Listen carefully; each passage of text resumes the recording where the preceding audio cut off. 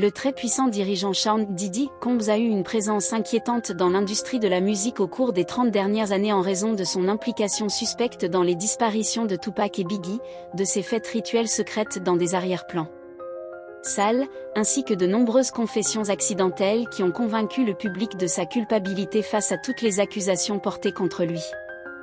Non seulement plusieurs femmes ont déposé des poursuites formelles l'accusant d'agressions sexuelles violentes et d'humiliation, mais maintenant le gouvernement fédéral a perquisitionné son domicile dans le cadre d'une enquête sur son implication dans une opération mondiale de trafic sexuel. Techniquement, pour le moment, il n'est accusé d'aucun crime, mais à tout moment, Diddy pourrait ressentir la colère du système judiciaire américain. Aujourd'hui, nous allons dissuader les secrets qu'il n'a jamais voulu que le monde connaisse dans le mais de déterminer une chose, l'a-t-il fait ou non? Il est d'abord très important de comprendre l'implication potentielle de Diddy dans les meurtres de Tupac et Biggie, car si vous croyez que ces allégations sont vraies, tout ce qui se passe ensuite prend tout son sens. Au milieu des années 1990, Diddy, également connu sous le nom de Sean Puffy Combs, était au cœur de la tristement célèbre rivalité hip-hop entre la côte Est et la côte Ouest. Tout a commencé avec le rappeur de la côte Est et le label Bad Boy, The Notorious B.I.G., contre son ennemi, le rappeur de la côte Ouest et le label Death Row, Tupac Shakur, et cela s'est terminé par leur assassinat par fusillade au volant.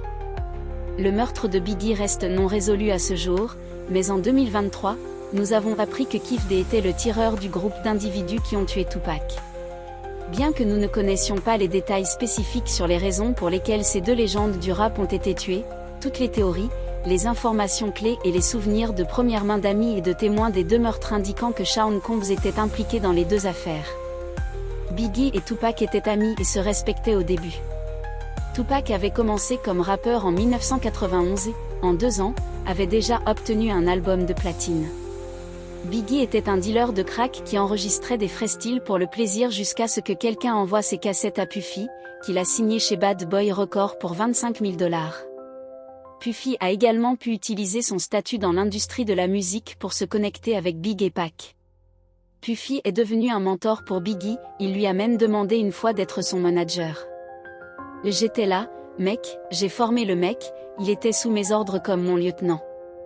J'avais l'habitude de venir à New York, j'avais l'habitude de faire des spectacles et de laisser le mec venir avant moi, garder la tête haute et faire le tour parce que personne ne connaît ce mec à New York et j'avais l'habitude de dire à un mec, yo, si tu veux gagner de l'argent, tu dois rappeur pour les femmes.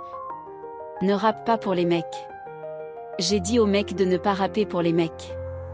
Les femmes achètent tes disques et les mecs veulent ce que les femmes veulent.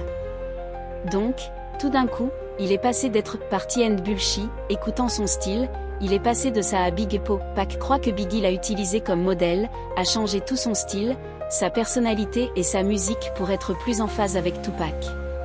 Beaucoup de gens ont spéculé que Diddy avait également une légère obsession pour Tupac. Il a commencé à porter de la Versace après que Tupac l'ait fait en premier. Il s'est également impliqué dans des relations amoureuses avec des femmes après que Tupac les ait participé en premier, comme Sarah Chapman, qui a fréquenté R. Kelly avec Tupac dans les années 90 et qui est maintenant la mère de l'un des enfants de Diddy. Les affirmations de Pac ont bien vieilli lorsque, récemment, Internet a découvert que le tube le plus réussi de Biggie, Juicy, avait en fait été volé à un artiste basé au Mississippi appelé The Notorious B.I.G., qui a sorti une chanson intitulée Big Daddy un avant Juicy, qui sonne exactement de la même manière. Est-ce une coïncidence que Notorious B.I.G. et Notorious B.I.G. soient si similaires? Cette chanson s'appelle Big Daddy et Biggie a commencé à s'appeler Big Poppa. Mais beaucoup de gens pensent que c'était le cerveau de Diddy, car il était un expert de l'industrie musicale qui savait comment repérer les talents et évaluer une chanson à succès avant que quiconque ne l'entende. Il croit que Puffy a demandé à son artiste de voler The Notorious B.I.G. et que Biggie a fait confiance à son patron et mentor. La rivalité entre Pac et Big a commencé comme une compétition basée sur la musique, qui avait le plus de ventes de musique, qui avait la meilleure représentation médiatique, de la mode et l'influence culturelle, mais en raison du rap gangster qui est infiltré dans le courant dominant et du fait que les deux étaient entourés de gangsters légitimes, les tensions ont dégénéré en un conflit potentiellement mortel.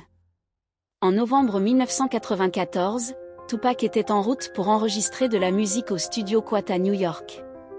Par coïncidence, Biggie était là pour enregistrer avec Junior Mafia, un groupe de 4 amis que Big connaissait depuis son enfance. Puffy était là aussi, car Big était son artiste et tout ce qui se passait chez Big Rights ou Record appartenait techniquement au label Bad Boy. Il semblerait qu'un homme du nom de Jimmy Henchman, qui purge actuellement une peine de prison à vie, préparait un vol contre Tupac puisque Pac lui devait de l'argent. Beaucoup spéculent que Jimmy a dit à Puffy ce qui allait se passer, mais Puffy n'a pas essayé de l'arrêter. Quand Pac était à l'extérieur du studio, il a levé les yeux et s'est rendu compte que le rappeur Lil Se, qui est le meilleur ami de Biggie, lui criait dessus d'en haut. Il était excité de le voir parce qu'ils étaient amis. Il lui a dit qu'il allait descendre et le rencontrer dans le hall. Pac est arrivé dans le hall en bas lorsque des hommes ont tenté de le voler sous la menace d'une arme à feu, ce qui a rapidement conduit à un conflit et Pac a été abattu de 5 balles au milieu de cela. Tupac Shakur a été abattu de 5 balles dans ce qu'il a prétendu être une tentative de meurtre, et la police a parlé d'un vol. Pendant que la police menait son enquête, vous pouvez voir Diddy regarder autour de lui, scrutant la zone avec la tête baissée. Gardez à l'esprit qu'après que Tupac ait été abattu, il est monté dans l'ascenseur et est monté à l'étage où se retrouvent des dizaines de personnes affiliées à Bad Boy. Pac était interviewé par le magazine Vibe, détaillant la nuit où il a été abattu et l'énergie des gens autour de lui pendant qu'il saignait. André Harrell était là, il était gros, personne ne s'est approché de moi. J'ai remarqué que personne ne me regardait. André Harrell ne me regardait pas. J'étais allé dîner avec lui ces derniers jours, se tenait à l'écart aussi. Biggie avant qu'il ne percevoir. D'après les mots de Tupac, les fans et les médias croient qu'il laissait entendre que Biggie et Puffy pourraient être derrière l'attaque. Cela a dérangé Big et Puff puisque, publiquement à ce stade, ils étaient toujours amis.